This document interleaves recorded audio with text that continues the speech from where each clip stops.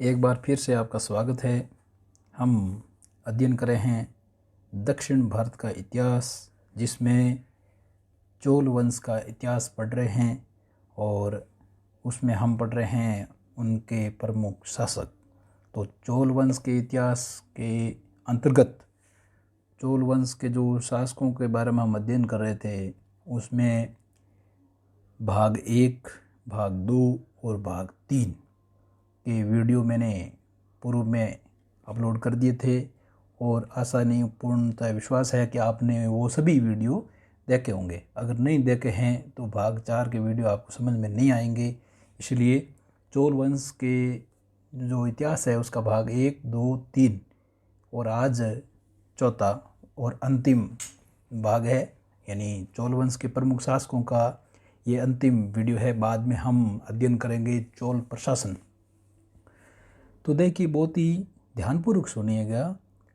चोल वंश जो आपको पता है कि पल्लवों की जगह पर स्थापित हुआ था, इसमें आज हम देखेंगे कि कैसे चोल चालुक्यों का एकीकरण हुआ, यानी वेंगे के चालुक्य, और कैसे चोल वंश का अंत हुआ, किसने चोल वंश का अंत किया और चोल साम्राज्य को किसने जीता।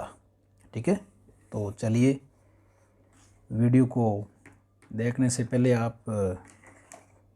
आपके अपने हिस्ट्री वाले गुरुजी यूट्यूब चैनल को सब्सक्राइब करें, लाइक करें और दोस्तों के साथ शेयर करना ना भूलें। चलिए, और एक और विशेष सूचना बता देता हूँ। बोर्ड परीक्षा 2021 के संशोधित पाठ्यक्रम के तहत ही आगे के वीडियो डाले जाएंगे, अपलोड किए जाएंगे। और चोल वंश आपको पता ही है संशोधित पाठ्यक्रम में शामिल है, तो ये भी मैंने पहले ही आपको बता दिया है। इसलिए संशोधित पाठ्यक्रम के अनुसार वीडियो अपलोड करूँगा। और रीट के जो विद्यार्थी है तैयारी कर रहे हैं, उनके लिए भी ये इतिहास के कुछ टॉपिक है जो उनके लिए बहुत ही काम के हैं, उपयोगी है। और उसके अलावा भी कुछ ट्रिकी वाले वीडियो मैं आगे विशेषतः रीट के विद्यार्थियों के लिए डालूँगा, अपलोड करूँगा। इसलिए हिस्ट्री वाले गुरुजी चैनल को जो विद्यार्थी प्रतियोगिता परीक्षा की तैयारी कर रहे हैं उसको सब्सक्राइब करें। चलिए, तो चोल वंश का इतिहास भाग 4, जिसमें हम पढ़ेंगे चोल वंश के प्रमुख शासक। और अब है राजाधिराज प्रथम। उनका शासनकाल 1044 से 1052 ईस्वी तक। आपको पता है कि राजाधिराज राजेंद्र प्रथम के बाद उसका पुत्र राजाधिराज प्रथम 1044 ईस्वी में चोल राजगद्दी पर बैठा। यानी राजाधिराज प्रथम किसका पुत्र है? राजेंद्र प्रथम का। गद्दी पर कब बैठा? 1044 ईस्वी में। ठीक है, और 1044 से 1052 ईस्वी तक ये शासन करता है। चलिए आगे। राजाधिराज प्रथम ने चालुक्य नरेश सोमेश्वर प्रथम को 2 युद्धों में पराजित किया। ठीक है, तो राजाधिराज प्रथम ने चालुक्य नरेश सोमेश्वर प्रथम को धान्य कटक और पुंडूर के युद्ध में पराजित किया। समझ में आई ना? यानी राजाधिराज प्रथम ने चालुक्य नरेश सोमेश्वर प्रथम को कौन से युद्धों में पराजित किया? सवाल बन गया। धान्य कंटक और पुंडूर के युद्ध। चलिए आगे। और सोमेश्वर के राज्य की राजधानी कल्याणी पर अधिकार करके अपना राज्याभिषेक कल्याणी में करवाया।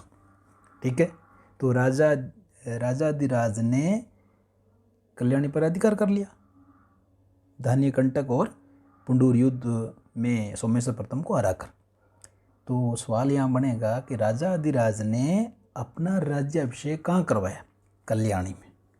चालुक्यों की राजधानी है कल्याणी, ध्यान रखना। चलिए, तो इस विजय के उपलक्ष्य में राजाधिराज ने विजय राजेंद्र की उपाधि धारण की। लीजिए, छोटा सवाल बन गया कि राजाधिराज ने विजय राजेंद्र की उपाधि कब धारण की या किसको पराजित करके? तो राजाधिराज ने विजय राजेंद्र की उपाधि चालुक्य नरेश सोमेश्वर प्रथम को पराजित करके धारण की। चलिए, 1052-53 में कोप्पम के युद्ध, याद रखना, चालुक्य नरेश सोमेश्वर से लड़ते हुए राजाधिराज प्रथम की युद्ध क्षेत्र में मृत्यु हो गई। ठीक है। और 1052-53 में युद्ध कौन सा हुआ? कोप्पम का युद्ध। और उसमें चालुक्य नरेश सोमेश्वर से लड़ते हुए राजाधिराज प्रथम की युद्ध क्षेत्र में मृत्यु हो गई। और उसी युद्ध क्षेत्र में राजाधिराज प्रथम का भाई राजेंद्र द्वितीय था। ठीक है ना। तो उसने क्या किया, जैसे ही अपने भाई की मृत्यु हुई तो उसने युद्ध क्षेत्र में ही अपना राज्याभिषेक कराया। लीजिए, अब ये सवाल बन गया कि चोल वंश के कौन से राजा ने युद्ध क्षेत्र में अपना राज्याभिषेक कराया? किसने? राजेंद्र ने। ठीक है ना। नहीं, राजेंद्र द्वितीय। राजेंद्र प्रथम तो पहला है, ठीक है, तो राजेंद्र द्वितीय। फिर उसने सोमेश्वर प्रथम की सेना को बुरी तरह परास्त किया। कोप्पम युद्ध 1052-53 में राजाधिराज के मध्य और सोमेश्वर प्रथम के मध्य हुआ। सोमेश्वर प्रथम के द्वारा राजाधिराज इसमें इस युद्ध में मारा गया। तो राजाधिराज का जो भाई है राजेंद्र द्वितीय, वो उस युद्ध क्षेत्र में सम्मिलित था। उसने अपना राज्याभिषेक युद्ध क्षेत्र में कराया और कोप्पम युद्ध में सोमेश्वर प्रथम को बुरी तरह परास्त किया। ठीक है ना। तो ये मोस्ट है। कौन सी बात ध्यान रखना? राजेंद्र द्वितीय ने युद्ध क्षेत्र में अपना राज्याभिषेक कराया। अब अपन आगे उसके राजेंद्र द्वितीय के शासनकाल में भी ये पढ़ेंगे, तो ये इंपॉर्टेंट है। तो कौन से चोल शासक ने अपना राज्याभिषेक युद्ध क्षेत्र में कराया? युद्ध क्षेत्र में कौन से राज्य के शासक है? वापस सुनिए कि चोल वंश के कौन से शासक ने अपना राज्याभिषेक युद्ध क्षेत्र में ही करवाया? तो राजेंद्र द्वितीय। चलिए आगे अब पढ़ते हैं राजेंद्र द्वितीय। तो राजेंद्र द्वितीय शासनकाल 1052 से 1064। वही वापस इसमें उदाहरण आएगा। कौन सा? कोप्पम युद्ध। तो कोप्पम युद्ध 1052-53 में चालुक्य नरेश सोमेश्वर प्रथम को राजेंद्र द्वितीय ने हराया। कोप्पम युद्ध के दौरान युद्ध क्षेत्र में ही राजेंद्र द्वितीय ने अपने बड़े भाई की मृत्यु के पश्चात क्या कराया था? राज्याभिषेक कराया। ठीक है। और इस विजय के पश्चात राजेंद्र द्वितीय ने कोल्हापुर तक अपनी सेना लेकर आगे बढ़ गया और वहां जाकर के विजय स्तंभ की स्थापना की। चलिए, यहाँ सवाल बन गया कि कौन से चोल शासक ने कोल्हापुर में विजय स्तंभ की स्थापना की और क्यों? तो कोल्हापुर में तो विजय स्तंभ की स्थापना किसने की? राजेंद्र द्वितीय ने। और चालुक्य नरेश सोमेश्वर प्रथम को हराने के बाद। चलिए आगे, समझ में आया ना यहाँ तक? ठीक है। चलिए, 1062 में, कब? 1062 ईस्वी में राजेंद्र द्वितीय ने कुंडल संगम मतलब तुंग और भद्रा दो नदियाँ जहाँ मिलती है वहाँ का स्थान का नाम है कुंडल संगम। तो कुंडल संगम के युद्ध में सोमेश्वर प्रथम को वापस पराजित किया। तो वही सोमेश्वर प्रथम, चालुक्य नरेश सोमेश्वर प्रथम को राजेंद्र द्वितीय ने 2 बार पराजित कर दिया। 1062 ईस्वी में राजेंद्र द्वितीय ने कौन से युद्ध में सोमेश्वर प्रथम को पराजित किया था? कुंडल संगम युद्ध।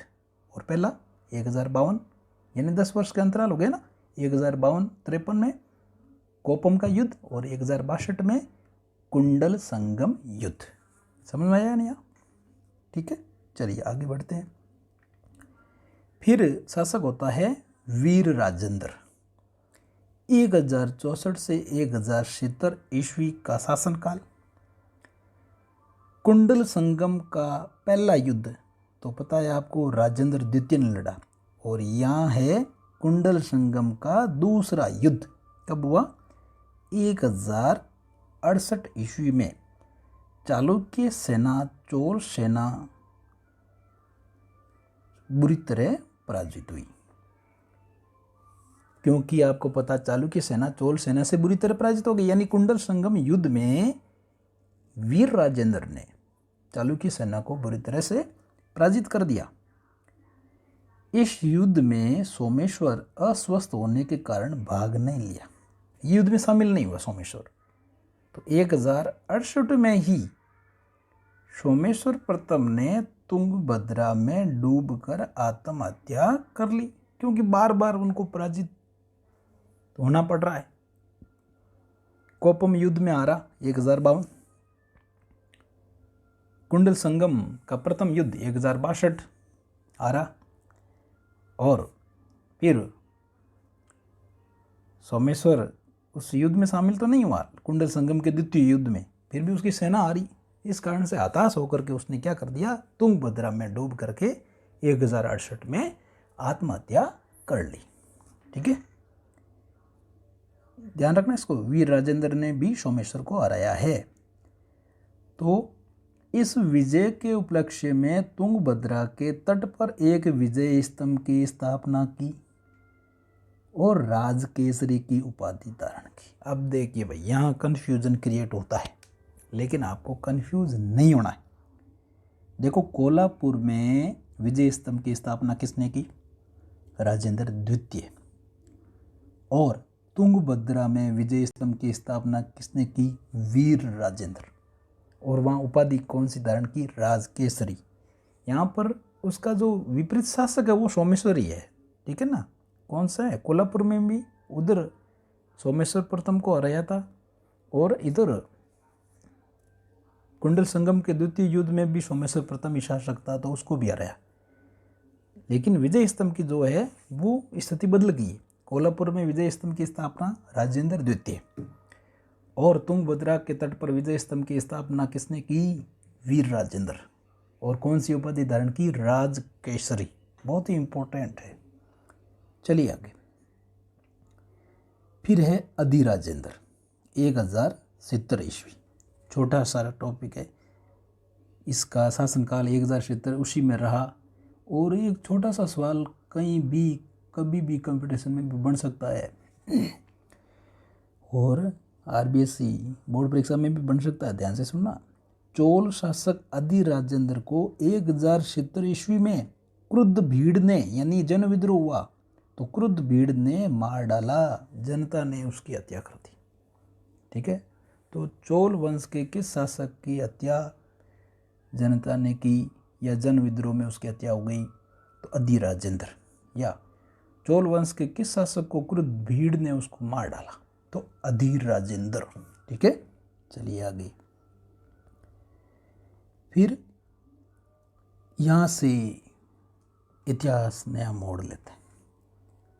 राजेंद्र द्वितीय या कुलोतुंग प्रथम 1070 से 1120। ध्यान रखना दोस्तों, 1070 से 1120 राजेंद्र द्वितीय कुलोतुंग प्रथम। तो पूर्वी चालुक्य नरेश राजराज प्रथम का पुत्र कौन? राजेंद्र द्वितीय। अब यहाँ कंफ्यूज हो रहे हो आप। चोल वंश में भी राजराज प्रथम हुआ था, और पूर्वी चालुक्य वंश में भी राजराज प्रथम हुआ था। सिंपल। तो पूर्वी चालुक्य नरेश राजराज प्रथम का पुत्र कौन? राजेंद्र द्वितीय। अब आप सोच रहे हो कि चालुक्य शासक राजराज प्रथम का पुत्र राजेंद्र द्वितीय और चोल वंश का शासक कैसे बन गया? आगे समझ में आएगा, धैर्य रखिए। इसके अंदर चोल रक्त का मिश्रण था। ठीक, चलिए। उसकी माता चोल शासक राजेंद्र प्रथम की पुत्री थी, यानी जो उसकी माँ थी वो चोल वंश के शासक राजेंद्र प्रथम की पुत्री थी। ठीक, यानी ननिहाल हो गया चोल। विवाह राजेंद्र द्वितीय की पुत्री से हुआ। अब इसी राजेंद्र द्वितीय का विवाह उधर राजेंद्र द्वितीय चोल से हुआ। ठीक है, कंफ्यूज नहीं होना, यहाँ भी राजेंद्र द्वितीय चोल में भी है, राजेंद्र द्वितीय चालुक्य में भी है, तो उसका विवाह कहाँ हुआ? चोल में। ठीक है, इसके बाद का इतिहास चोल चालुक्य वंशीय इतिहास के नाम से जाना जाता है। मोड़ लिया ना नया। चोल वंश के किस शासक के बाद चोल वंश चोल चालुक्य वंशीय इतिहास के नाम से जाना जाता है? तो कौन? राजेंद्र द्वितीय, जो कि कुलोत्तुंग प्रथम के नाम से राजगद्दी पर बैठा, और उसने चालुक्य, जो कि आपको पहले ही पता है कि जो पूर्वी चालुक्य है उसमें वेंगी पहले ही चोल वंश का सामंती राज्य था, तो इसी वजह से उसके संबंध चोलों के साथ होने के कारण चोल साम्राज्य और चालुक्य साम्राज्य यहाँ एकीकरण हो जाता है, दोनों एक हो जाते हैं। कुलोत्तुंग प्रथम के समय इनका दोनों का एकीकरण हो जाता है और पूर्वी चालुक्य यहाँ से चोल चालुक्य कहलाने लग जाते हैं। ठीक है ना। फिर क्योंकि आपको पता है कि जो अधिराजेंद्र था उसकी हत्या कर दी थी जनता ने, तो इसलिए यहाँ एक संकट पैदा हो गया था चोल वंश पर। इसलिए चालुक्यों का राजेंद्र द्वितीय कुलोत्तुंग प्रथम चोल वंश से संपूर्ण उसके साम्राज्य का शासक बन गया। चलिए, समझ में आया कि नहीं आया? अच्छा, चोल लेखों में कुलोत्तुंग को सुंगमत वृत्त कहा जाता है, अर्थात इसका क्या मतलब हुआ? करों को हटाने वाला। करों को हटाने वाला। तो सवाल बन सकता है यहाँ, कौन से चोल शासक को सुंगमत वृत्त कहा जाता है? तो कुलोत्तुंग प्रथम को। इसका अर्थ क्या हुआ? करों को हटाने वाला। फिर कुलोत्तुंग ने 72 व्यापारियों का एक दूत मंडल 1077 ईस्वी के लगभग चीन भेजा, क्योंकि चीन के साथ उस समय चोलों के व्यापारिक संबंध थे। कोई डाउट? No doubt. चलिए, इंपॉर्टेंट है अभी आगे। कुलोत्तुंग के स्वर्ण सिक्कों पर उसकी उपाधियां मिलती है। एक है कट्टे कोंड चोल, दूसरी मल्ले नड्डू कोंड चोल। तो कुलोत्तुंग के स्वर्ण सिक्कों पर उसकी कौन सी उपाधियों का उल्लेख मिलता है? कट्टे कोंड चोल, मल्लई नड्डू कोंड चोल। ठीक है। अपने शासन के अंतिम वर्षों में 2 बार कलिंग, उस समय कलिंग का राजा था अनंत वर्मन, तो कलिंग के विरुद्ध युद्ध करना पड़ा। ठीक है, चलिए आगे। अब कुलोत्तुंग प्रथम के जो उत्तराधिकारी है उसके बारे में अपन ज़्यादा अध्ययन नहीं करेंगे, क्योंकि जितने भी शासक हुए सारे कमज़ोर शासक थे। 2-3 ही महत्वपूर्ण शासक हैं, उनके बारे में हम पढ़ेंगे और उन्हीं के बारे में कुछ महत्वपूर्ण जानकारियाँ बताऊंगा। तो कुलोत्तुंग प्रथम के बाद में विक्रम चोल शासक हुआ, और विक्रम चोल ने अकलक और त्याग समुद्र की उपाधि धारण की। ठीक है ना। और इसका जो शासनकाल था अपेक्षाकृत शांति का था, किसी प्रकार का कोई भी विद्रोह वगैरह नहीं हुआ था। ठीक है ना। चिदम्बरम में जो नटराज मंदिर है उसका पुनरुद्धार इसने करवाया था। ठीक। फिर है कुलोत्तुंग द्वितीय। तो कुलोत्तुंग द्वितीय ने वो उसी चिदम्बरम का जो मंदिर है उसमें गोविंदराज की मूर्ति थी। तो वैष्णव विरोधी था ये। शायद कुछ लोग कहते हैं, कुछ इतिहासकार कहते हैं कि अधार्मिक था, इसलिए चिदम्बरम मंदिर के अंदर गोविंदराज की मूर्ति को उसने समुद्र में फेंकवा दिया। ये सवाल कंपटीशन परीक्षा में 1-2 बार पूछा गया है। कौन से चोल वंश के शासक के समय गोविंदराज की मूर्ति को समुद्र में फेंकवा दिया? कुलोत्तुंग द्वितीय। कई जगह विक्रम चोल लिखा हुआ है, तो मेरे हिसाब से, मेरे अनुसार नहीं कह रहा हूँ मैं, इतिहास, प्राचीन भारतीय इतिहास के जो प्रमाणिक पुस्तक है केसी श्रीवास्तव की, उसमें कुलोत्तुंग द्वितीय लिखा है, तो हम कुलोत्तुंग द्वितीय ही मानेंगे, विक्रम चोल नहीं मानेंगे। ठीक है ना। फिर कुलोत्तुंग द्वितीय के बाद शासक हुआ राजराज द्वितीय, और राजराज द्वितीय निसंतान था, यानी उसके कोई पुत्र नहीं था। तो उसने क्या किया कि विक्रम चोल के पुत्र को शासक बनाया या राजाधिराज को शासक बनाया। फिर राजाधिराज के बाद में कुलोत्तुंग तृतीय शासक बनता है, और ये चोल वंश का अंतिम महान शासक था। याद रखना, सवाल बन सकता है यहाँ पर, चोल वंश का अंतिम महान शासक कौन था? कुलोत्तुंग तृतीय। कुलोत्तुंग तृतीय, ध्यान रखना। और कुलोत्तुंग तृतीय ने कुंभकोणम के निकट तिरुभुवन में कंपारेश्वर मंदिर का निर्माण कराया। कंपारेश्वर मंदिर का निर्माण किसने कराया? कुलोत्तुंग तृतीय ने। ठीक है, चलिए फिर आगे बढ़ते हैं। कुलोत्तुंग तृतीय के बाद में शासक बना राजराज तृतीय, निर्बल शासक था। फिर ये चालुक्यों के यहाँ पांड्यों का एक तरह से अधिकार यहाँ लगभग हो जाता है, पांड्यों के अधीन भी रहता है, हराता भी है, जीतता है, ऐसा चलता है। तो राजेंद्र तृतीय इम्पोर्टेंट, 1256 ईस्वी से 1279 ईस्वी तक शासनकाल है इसका। तो चोल वंश का अंतिम शासक कौन? राजेंद्र तृतीय। सवाल बन गया कि चोल वंश का अंतिम शासक कौन था? राजेंद्र तृतीय। चोल वंश का अंतिम महान शासक कौन था? कुलोत्तुंग तृतीय। और अंतिम शासक कौन? राजेंद्र तृतीय। 1279 ईस्वी में पांड्य शासक कुलशेखर ने राजेंद्र तृतीय को हराकर चोल राज्य व शासन का अंत कर दिया। 1279 में पांड्य शासक कुलशेखर ने राजेंद्र तृतीय को हरा दिया, चोल वंश को समाप्त कर दिया और चोल के शासन को समाप्त कर दिया और संपूर्ण चोल राज्य पर अधिकार कर लिया।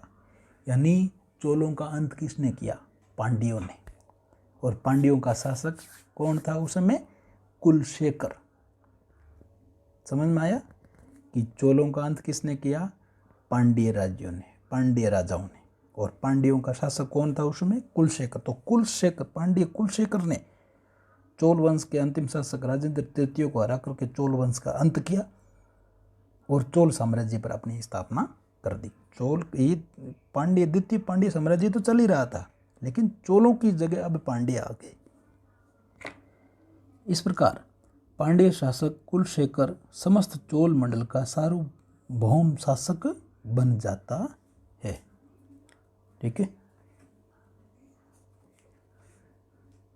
अब पुनः सवालों में आते हैं। सवालों में 2-4 सवाल, 4-5 छोटे छोटे सवाल पूछता हूँ। तो लिखिए, चोल वंश के किस राजा का राज्याभिषेक युद्ध क्षेत्र में हुआ? चोल वंश के किस राजा का राज्याभिषेक युद्ध क्षेत्र में हुआ? ठीक है ना। चोल राजा राजाधिराज प्रथम ने चालुक्य नरेश सोमेश्वर को कौन से युद्धों में पराजित किया? राजाधिराज प्रथम ने राजाधिराज प्रथम ने अपना राज्याभिषेक कहाँ करवाया? नेक्स्ट, राजाधिराज ने कौन सी उपाधि धारण की? नेक्स्ट,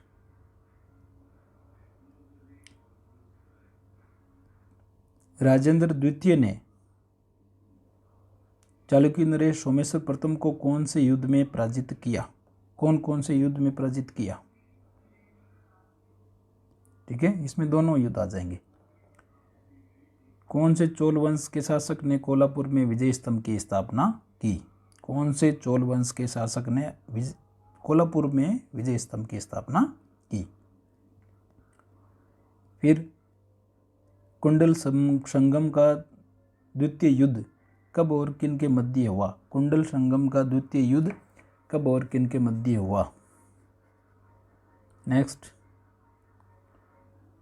तुंगभद्रा नदी के तट पर विजय स्तंभ की स्थापना किस चोल शासक ने की? ठीक है। नेक्स्ट, वीर राजेंद्र ने कौन सी उपाधि धारण की? नेक्स्ट इंपॉर्टेंट, किस चोल शासक को क्रुद्ध भीड़ ने मार डाला? किस चोल शासक को क्रुद्ध भीड़ ने मार डाला? नेक्स्ट, राजेंद्र द्वितीय किस नाम से चोल गद्दी पर बैठा? कौन से चोल शासक के बाद का इतिहास चोल चालुक्य वंशीय इतिहास के नाम से जाना जाता है? कौन से चोल शासक के बाद का इतिहास चोल चालुक्य वंशीय इतिहास के नाम से जाना जाता है? चोल लेखों में कुलोत्तुंग को क्या कहा गया है?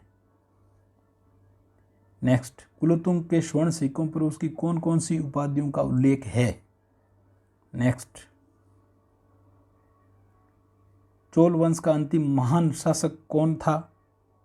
नेक्स्ट, कौन से चोल शासक ने गोविंदराज की मूर्ति को समुद्र में फेंकवा दिया? नेक्स्ट, चोल वंश का अंतिम शासक कौन था? नेक्स्ट, राजेंद्र चोल वंश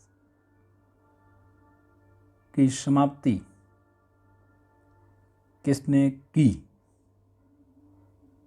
या चोल वंश की जगह किस वंश की स्थापना हुई? ठीक है, तो धन्यवाद दोस्तों वीडियो को देखने के लिए, सुनने के लिए। अधिक से अधिक वीडियो को देखें, सुने, समझें और याद करें। धन्यवाद। फिर मिलेंगे एक नए वीडियो के साथ।